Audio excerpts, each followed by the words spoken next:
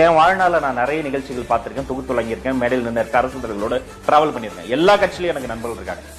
ஆனா 12 மணி நேரம் ஒத்தையாளா நின்று மாணவர்களை கூப்பிட்டு அவங்களோட போட்டோ எடுத்து அவன் சொன்னதெல்லாம் கையை கொடுத்து ஒரு குழந்தை கட்டி பிடிக்குது, ஒரு குழந்தை முட்டை கொடுத்து எல்லாத்தையும் எந்த ஒரு சின்ன ஒரு ஹேட்டர் கூட இல்லாம தயக்கம் கூட இல்லாம அங்கேயே நின்று சாப்பிட போது ஒரு 10 நிமிஷம் கெட்டு போன அந்த பொறுமை, மற்றவர்களை மதிக்கக்கூடிய அந்த ஒரு மனப்பாங்கு எனக்கு தெரிந்த தற்கால தலைவர்களில் தாவேகா தலைவர் விஜய் அவர்களுக்கு மட்டும்தான் இருக்கிறது. அது அவருடைய பொக்கிஷம். வந்து இவங்க என்னெல்லாம் சொல்றாங்க, நீ ரோட்ல இறங்கல, காரவன்ல வர மக்களை தொடல, அதான் தொட்டுட்டாரு.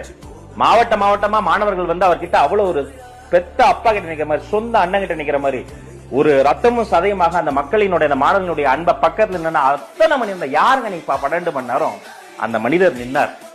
அதே போல எல்லா களத்திலும் வந்து நிப்பார். வந்து ஒரு கரிஸ்மேட்டிக் லீடர்னா புரட்சி தலைவர் எம்ஜிஆர் சொல்லுவாங்க. கிட்டத்தட்ட அதை நோக்கி அவர் போறார். இதனுடைய கணிப்பு இனி வரும் காலங்கள்ல மக்களை இறங்கி தொட்டு பேசி அவர்களோடு நிற்கத்தான் போகிறார். என் கணிப்பு சரியா இருந்தா அந்த காலம் வெகு தூரம் இல்லை. இனி அடுத்தடுத்து வரக்கூடிய வாரங்களும் மாதங்களும் பரபரப்பான ஹெட்லைன்ஸா மாறத்தான் போகிறது.